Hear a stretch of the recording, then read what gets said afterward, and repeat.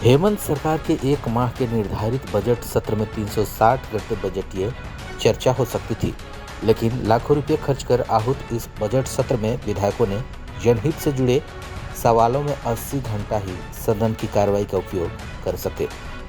30 दिनों के इस बजट सत्र में सदन में झारखंड से जुड़े महत्वपूर्ण निर्णयों पर सकारात्मक चर्चाएं हो सकती थी, लेकिन इसके इतर बजट के अंतिम दिन माननीयों ने खुद की विधायक मद राशि 4 करोड़ से 5 करोड़ रुपए बढ़ाने में दिलचस्पी दिखाई।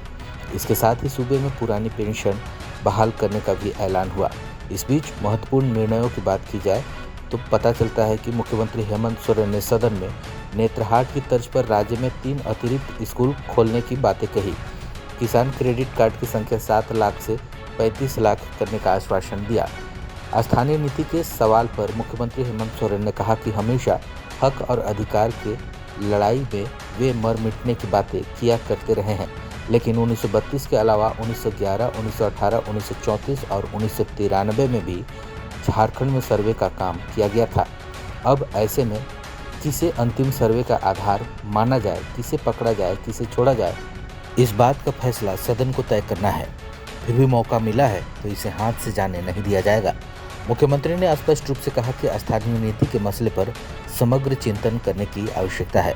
राज्य के अंदर समन्वय बनाकर जनभावना के अनुरूप वैधानिक पहलुओं को ध्यान में रखते हुए इस पर फैसले लिए जाएंगे। निश्चित तौर पर अध्ययन कर लोगों की भावना के अनुरूप ही व्यापक सहमति तैयार होगी और राज्य सरकार स्थानीय नीति पर आगे बढ़ेगी। मुख्यमंत्री हेमंत सोरेन ने इसके अलावा भी कई महत्वपूर्ण बातों को सदन में रखा।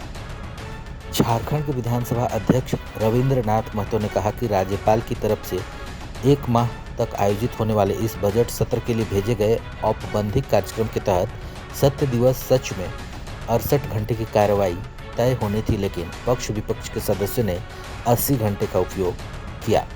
बजट सत्र के दौरान सदन में 1070 प्रश्न आए, जिसमें 232 अनुसूचित प्रश्न, 759 तारांकित प्रश्न शामिल हुए।